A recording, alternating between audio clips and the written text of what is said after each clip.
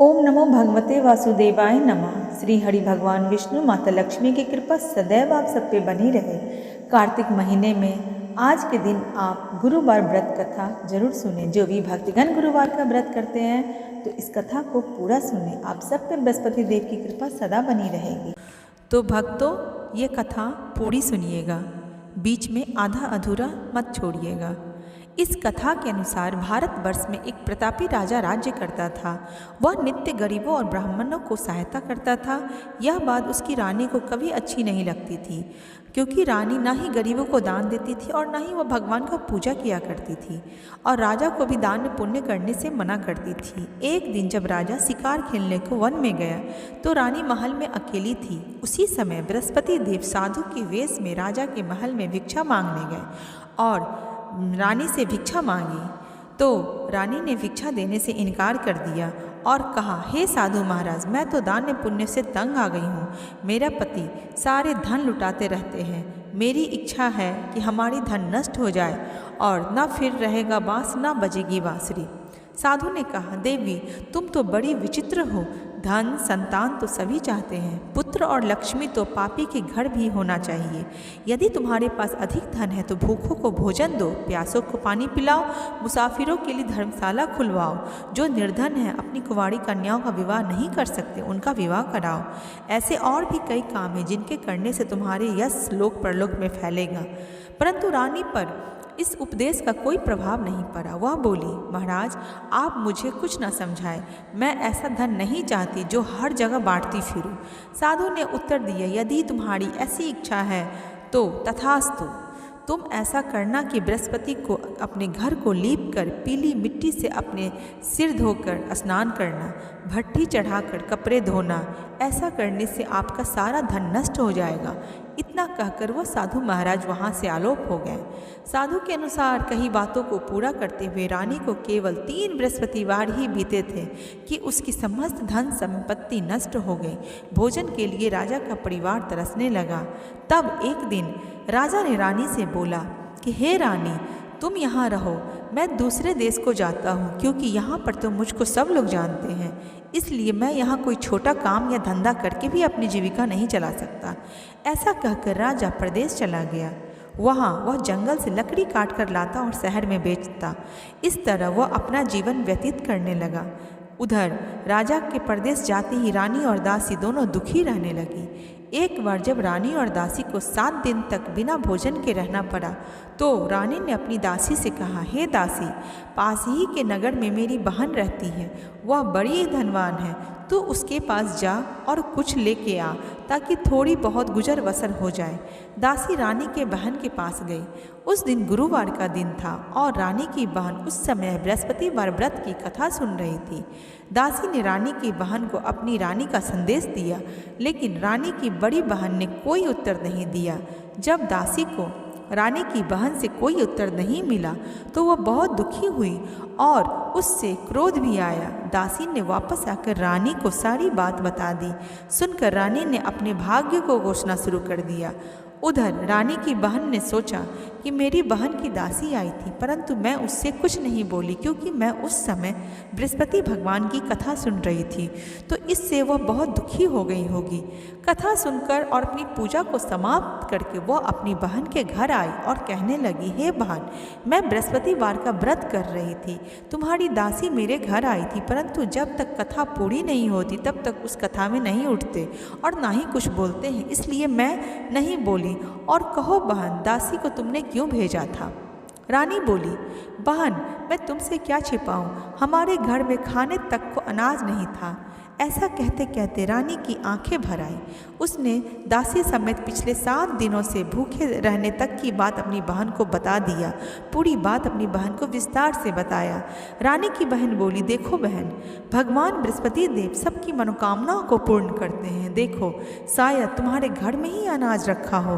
पहले तो रानी को विश्वास नहीं हुआ, पर बहन के आग्रह करने पे उसने अपनी दासी को अंदर भेजा तो उसे सचमुच अनाज से भरा एक घड़ा मिल गया। यह देखकर दासी तो बड़ी हैरान हो गई।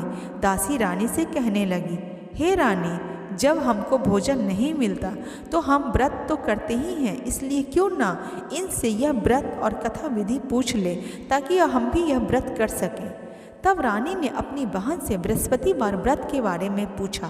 उसकी बहन ने बताया, बृहस्पतिवार के व्रत में चने की दाल और मुनक्का से विष्णु भगवान के केले की जड़ में पूजन करें तथा दीपक जलाएं, व्रत कथा सुने और पीला भोजन ही करें। इससे बृहस्पति देव प्रसन्न होते हैं। व्रत और पूजन विधि बताकर रानी की बहन अपने घर को लौट गई। 7 दिन के बाद जब गुरुवार आया तो रानी और दासी ने व्रत रखा। घुड़साल में जाकर चना और गुड़ बीन कर लाई, फिर उससे केले की जड़ और भगवान विष्णु की पूजा किया। अब पीला भोजन कहाँ से हो, इस बात को लेकर दोनों बहुत दुखी हुई।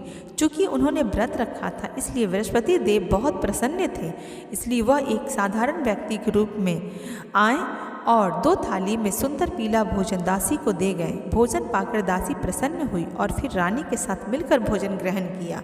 उसके बाद वह सभी गुरुवार को व्रत और पूजन करने लगी। बृहस्पति भगवान की कृपा से उनके पास फिर से धन संपत्ति आ गई, परंतु रानी फिर से पहले की तरह आलस करने लगी। तब दासी बोली, देखो रानी, तुम पहले भी इसी प्रकार आलस करती थी। तुम्हें धन रखने में कष्ट होता था, इस कारण सभी धन नष्ट हो गया, और अब जब भगवान बृहस्पति की कृपा से धन मिला है तो तुम इसे फिर से आलस मत करो। रानी को समझाते हुए दासी कहती है कि बड़ी मुसीबतों के बाद हमने यह धन पाया है, इसलिए हमें दान पुण्य करना चाहिए, भूखे मनुष्य को भोजन कराना चाहिए, धन को शुभ कार्यों में खर्च करना चाहिए, जिससे तुम्हारे कुल का यश बढ़ेगा, स्वर्ग की प्राप्ति होगी और पितृ प्रसन्न होंगे। दासी की बात मानकर रानी अपना धन शुभ कार्यों में खर्च करने लगी, जिससे पूरे नगर में उसका यश फैल गया। और बृहस्पति व्रत कथा के बाद श्रद्धा के साथ आरती की जानी चाहिए। इसके बाद प्रसाद बांटकर उसे ग्रहण करनी चाहिए। राजा दुखी होकर जंगल में एक पेड़ के नीचे आसन जमाकर बैठ गया। वह अपनी दशा को याद करके व्याकुल होने लगा। बृहस्पतिवार का दिन था। एकाएक उसने देखा कि निर्जन वन में एक साधु प्रकट हुए। वह साधु के वेश में स्वयं बृहस्पति देवता थे। लकड़हारे के सामने आकर बोले, हे लकड़हारे, इस सुनसान जंगल में तू चिंता मगन में क्यों बैठा है? लकड़हारे ने दोनों हाथ जोड़कर प्रणाम किया और उत्तर दिया, महात्मा जी, आप सब कुछ जानते हैं, मैं क्या करूं? यह कहकर रोने लगा और साधु को अपनी आत्मकथा सुनाई। महात्मा जी ने कहा, तुम्हारी स्त्री ने बृहस्पति के दिन बृहस्पति भगवान का निरादर किया था, जिसके कारण रुष्ट होकर उन्होंने तुम्हारी धन नष्ट कर दी और यह दशा कर दी। अब तुम चिंता को दूर करके मेरे कहने पे चलो और तुम्हारे सब कष्ट दूर हो जाएंगे और भगवान पहले से भी अधिक संपत्ति देंगे। तुम बृहस्पति के दिन कथा किया करो, 2 पैसे की चना और मुनक्का लाकर उसका प्रसाद बनाओ और शुद्ध जल से लोटे में शक्कर मिलाकर अमृत तैयार करो। कथा के पश्चात अपने सारे परिवार को और सुनने वाले प्रेमियों में अमृत और प्रसाद बांटकर आप भी ग्रहण किया करो। ऐसा करने से भगवान तुम्हारी सभी मनोकामनाएं पूर्ण करेंगे। साधु के ऐसे वचन सुनकर लकड़हारा बोला, हे प्रभु, मुझे लकड़ी बेचकर इतना पैसा कहाँ मिलता जिससे भोजन के उपरांत कुछ बचा सकूं?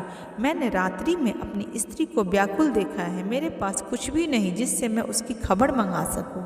साधु ने कहा, हे लकड़हारे, तुम किसी बात की चिंता मत करो। बृहस्पति के दिन तुम रोजाना की तरह लकड़ियाँ लेकर शहर को जाओ, तुमको रोज से 2 गुना धन प्राप्त होगा, जिससे तुम भली भांति भोजन कर लोगे और बृहस्पति भगवान की पूजा का सामान भी ले आओगे। इतना कहकर साधु अंतर्ध्यान हो गए। धीरे धीरे समय व्यतीत होने पर फिर वही बृहस्पतिवार का दिन आया। लकड़हारा जंगल से लकड़ी काटकर किसी शहर में बेचने गया। उसे उस दिन और सभी दिनों से अधिक पैसा मिला। राजा ने चना, गुड़ आदि लाकर गुरुवार का व्रत किया। उस दिन से उसके सभी क्लेश दूर हो गए, परंतु जब दोबारा गुरुवार का दिन आया तो बृहस्पतिवार का व्रत करना वह भूल गया। इस कारण बृहस्पति भगवान उस पर नाराज हो गए।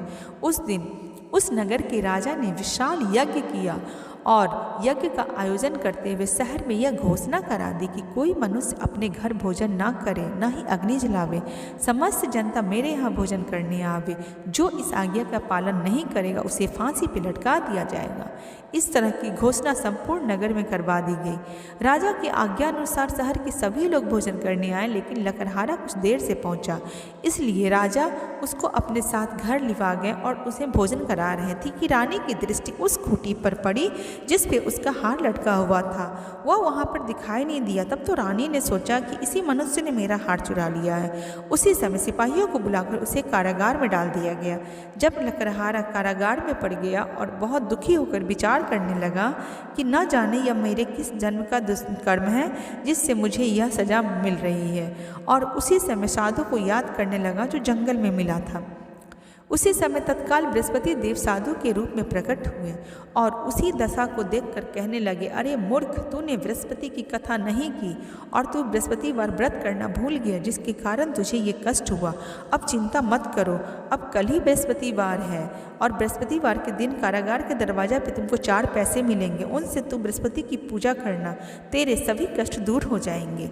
बृहस्पति के दिन उसे 4 पैसे मिले। लकड़हारे ने कथा कही। उसी रात्रि को बृहस्पति देव ने उस नगर के राजा को स्वप्न में कहा कि हे राजा, तुमने जिस आदमी को अपने कारागार में बंद किया है हार चुराने के जुर्म में, वह व्यक्ति निर्दोष है, वह राजा है, उसे छोड़ दो। रानी का हार तो उसी खूंटी पर लटका हुआ है।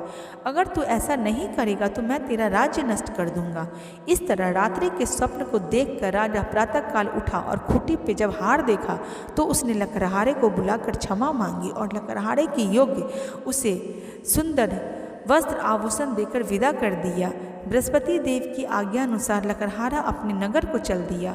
राजा जब अपने नगर के निकट पहुंचा तो उसे बड़ा आश्चर्य हुआ। नगर में पहले से अधिक बाग, तालाब, कुएं, बहुत सी धर्मशाला, मंदिर आदि बनी हुई थी।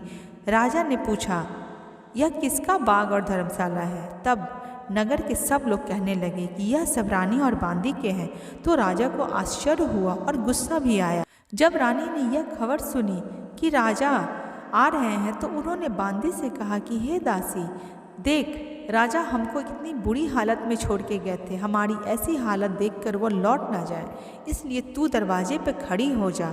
आज्ञा अनुसार दासी दरवाजे पे खड़ी हो गई। राजा आए तो उन्हें अपने साथ लिवा गई। तब राजा ने क्रोध करके अपनी रानी से पूछा कि यह धन तुम्हें कैसे प्राप्त हुआ?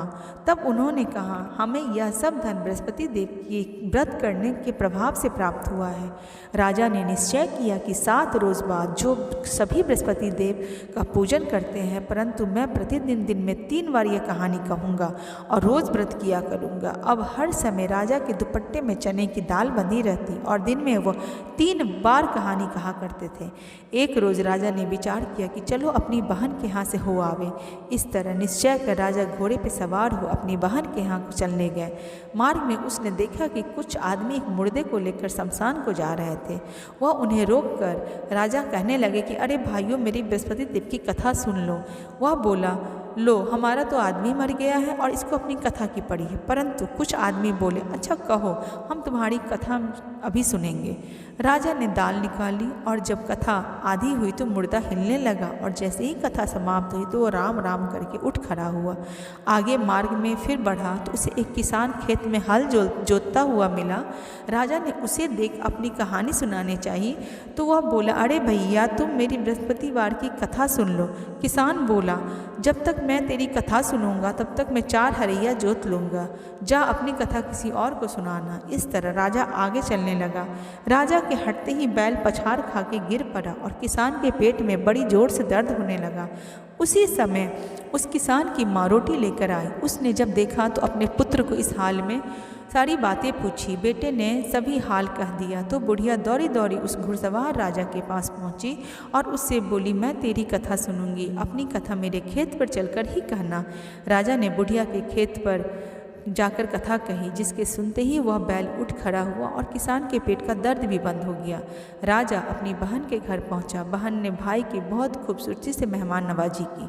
दूसरे रोज़ प्रातःकाल जब राजा जागा और वह देखने लगा कि सब लोग भोजन कर रहे हैं, तब राजा ने अपनी बहन से कहा कि ऐसा कोई मनुष्य है जो भोजन नहीं किया हो और मेरी बृहस्पति भगवान की कथा सुन ले। तो बहन बोली, हे भैया, यह देश ऐसा ही है, पहले यहाँ लोग भोजन करते हैं, बाद में अन्य काम करते हैं। अगर कोई पड़ोस में हो तो मैं देख के आती हूँ। वह ऐसा कहकर देखने चली गई, परंतु उसे कोई ऐसा व्यक्ति नहीं मिला जिसने भोजन न किया हो। अतः वह एक कुम्हार के घर गई जिसका लड़का बहुत दिन से बीमार था। उसे मालूम हुआ कि वह 3 रोज से उसके घर वालों ने कोई भोजन नहीं किया है। रानी ने अपने भाई की कथा सुनने के लिए कुम्हार से कहा। वह तैयार हो गया। राजा ने वहाँ जाकर बृहस्पति की कथा कही, जिसको सुनकर उसका लड़का ठीक हो गया। अब तो राजा की सब प्रशंसा करने लगे। एक रोज़ राजा ने अपनी बहन से कहा कि हे बहन, हम अपने घर को जाएंगे, तुम भी हमारे साथ चलो। राजा की बहन ने अपनी सास से जो ही आज्ञा मांगी तो उसकी सास ने कहा, तू चली जा, परंतु अपने लड़कों लोग को मत ले जाना, क्योंकि तेरे भाई के पास कोई औलाद नहीं है। बहन ने अपने भैया से कही, हे भैया, मैं तो चलूँगी, परंतु मेरे बच्चे लोग नहीं जा सकेंगे। राजा बोला, जब बच्चे नहीं जाएंगे तो तुम ही जाके क्या करोगी।